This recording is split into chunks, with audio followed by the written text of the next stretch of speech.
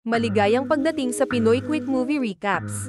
Ngayon, tatalakayin natin ang pelikulang After Ever Happy. Simulan na natin ang kwento at samahan ninyo ako. Si Hardin, 21 taong gulang, at ang kanyang kasintahan na si Tessa Young ay naglakbay papuntang London para sa isang kasal. Kinagabihan bago ang kasal, nahuli ni Hardin ang kanyang ina na si Trish na hinahalikan si Christian Vance, isang kilalang publisher. Sa gulat, hinarap niya ito, at dito inamin ni Trish na si Christian ang tunay niyang ama. Sa kabila ng revelasyon, natuloy ang kasal, ngunit nagtanim ng galit si Hardin sa kanyang ina dahil sa pagtatago ng katotohanan. Sa resepsyon, nagpakalasing si Hardin upang pawiin ang sakit. Nilapitan siya ni Christian upang humingi ng tawad at ipinaliwanag ang sitwasyon. Si Trish, na lumaki sa London kasama sina Christian at Ken, ay nagpakasal kay Ken, isang alkoholikong pabaya. Sa kanyang kalungkutan, nagkaroon siya ng relasyon kay Christian at nagkaanak na si Hardin na ipinakilala niyang anak ni Ken. Sa sobrang galit, inakusahan ni Hardin si Christian na sinira ang kanyang buhay at umalis ng galit. Gayunpaman, ang pagmamahal ni Hardin sa mga libro at pagsusulat ay malinaw na impluwensya ni Christian, na nagpapatunay na sila ay mag-ama, hindi lang sa dugo kundi pati sa ugali. Si Christian ay madalas magbigay ng mga libro kay Hardin, ngunit sinisira ito ni Ken dahil sa selos. Nang mapansin ni Tessa na nawawala si Hardin sa bar, kinausap niya si Kimberly, ang kasintahan ni Christian, at nagdesisyong hanapin siya. Natagpuan niya si Hardin sa hagdan ng apartment ni Trish, lasing at balisa. Sa kabila ng pakiusap ni Tessa na bumalik sila sa hotel, nagalit si Hardin at pinilit siyang umalis. Ngunit, nauunawaan ang sakit ni Hardin. Biglang nagwala si Hardin, pumasok sa apartment, binuhusan ng alak ang sofa, at sinunog ito. Sinubukan ni Tessa siyang pigilan, ngunit mabilis kumalat ang apoy. Dumating si Christian, pinakiusapan si Tessa na umalis, at dinala si Hardin palabas upang iligtas siya. Habang naririnig ang sirena ng mga pulis, umalis si Hardin kasama si Tessa gamit ang kotse ni Christian. Kinabukasan, sinabi ni Tessa na si Christian nang umako ng responsibilidad para sa sunog. Hindi naantig si Hardin at sinabi niyang nararapat lang iyon kay Christian, dahilan upang pag-alitan siya ni Tessa.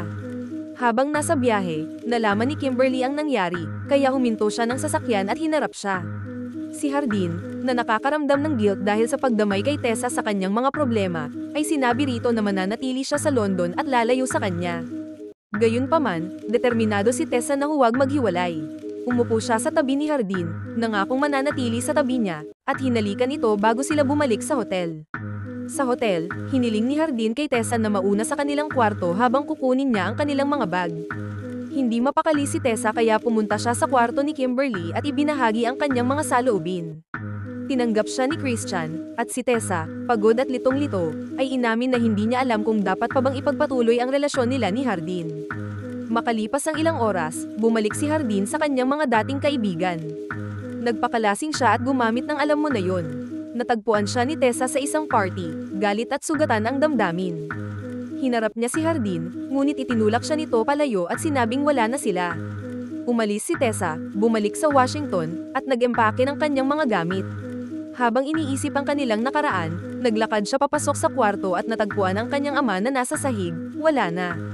Labis siyang nagdalamhati at umiyak ng walang tigil habang niyakap siya ng kanyang matalik na kaibigang si Landen. Samantala, si Hardin ay abala sa pag-inom kasama ang mga kaibigan at hindi sinasagot ang mga tawag ni Landen.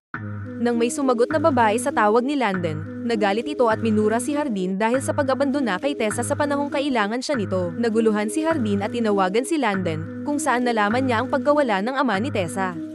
Sa gulat at pagkabahala, tinangka niyang tawagan si Tessa, ngunit hindi siya sinagot nito.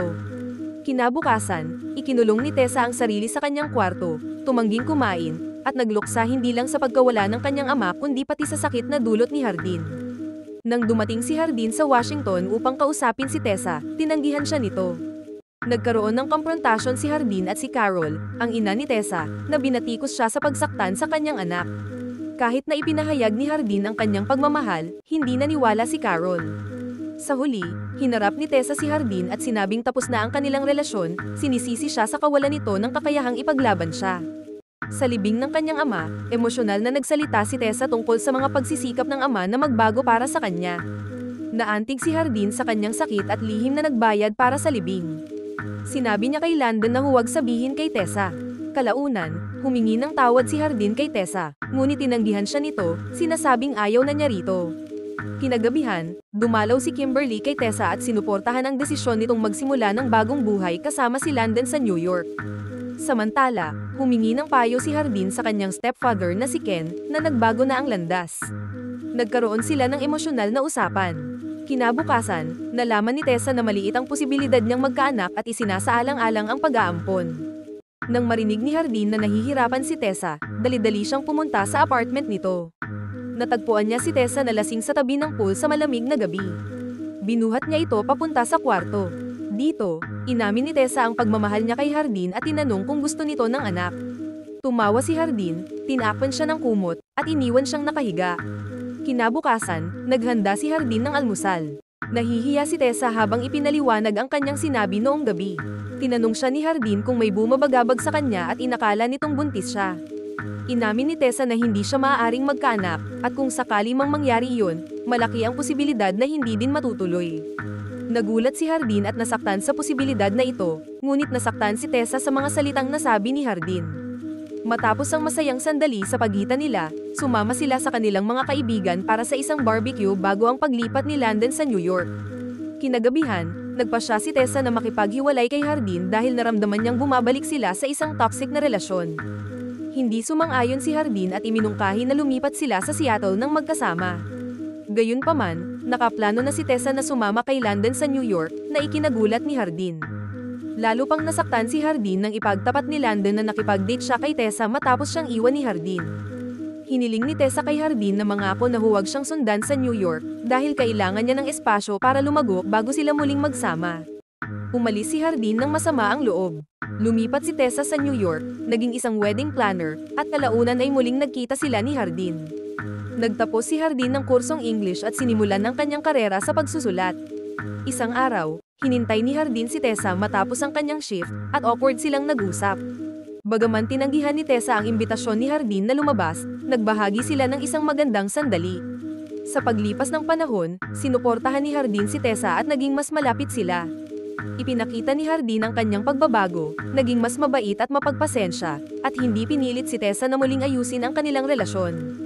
Dahil dito, unti-unting nahulog muli si Tessa sa kanya.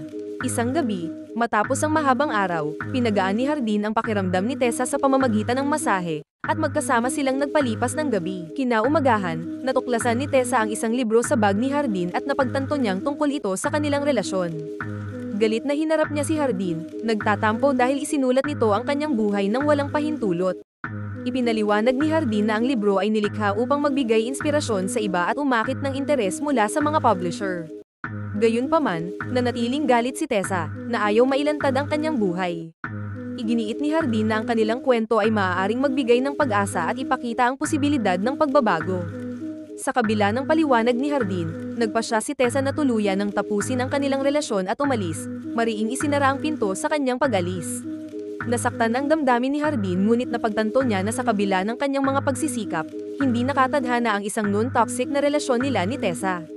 Sa halip na bumalik sa mga dating masamang gawi, nagtuon siya sa pagsusulat, ibinahagi ang kanyang buhay at mga pagkakamali sa iba, at natagpuan ang kapayapaan sa kanyang pagbabago. Samantala, habang ipinagdiriwang ni Tessa ang bagong taon kasama sina Nora at Landon, nakaramdam siya ng kirot ng selos habang pinapanood ang kanilang pagmamahalan. Nakita rin niya ang tagumpay ni Hardin online, naging matagumpay ang kanyang libro na After, at muling nagkaayos sila ng kanyang ina na si Trisha, na labis na proud sa kanya. Humingi ng tawad si Trisha kay Hardin dahil hindi nito sinabi ang tungkol sa kanyang ama at inamin ang pagsisisi sa kanyang mga pagkakamali sa pag-ibig. Gayunpaman, tiniyak niya kay Hardin na lahat ng kanyang desisyon ay dahil sa pagmamahal sa kanya. Naantig si Hardin at pinasalamatan ang kanyang ina. Sa New York, napansin ni Tessa ang isang poster na nag-aanunsyo ng book signing event ni Hardin, na nagdulot ng ngiti sa kanyang mukha. Sa kanyang apartment, nagpalipas siya ng oras kasama si Robert, isang waiter mula sa diner kung saan siya nagtatrabaho. Nag-enjoy sila sa isa't isa, at inimbitahan siya ni Robert na lumabas. Pumayag si Tessa ngunit sinabi niyang may pupuntahan muna siya. Dumating si Tessa sa book signing ni Hardin, suot ang isang hoodie upang manatiling hindi makilala. Pinanood niya ito mula sa likod ng kwarto, nakaramdam ng awkwardness at inggit sa tagumpay na naabot ni Hardin. Habang ibinabahagi ni Hardin ang kanyang mensahe ng inspirasyon sa mga tao, tahimik na umalis si Tessa. Napansin siya ni Hardin ngunit hindi siya pinigilan. At dito nagtatapos ang kanilang kwento, na nag-iwan ng bakas ng pag-ibig at pagbabago, ngunit hindi ng pagsasamang muli.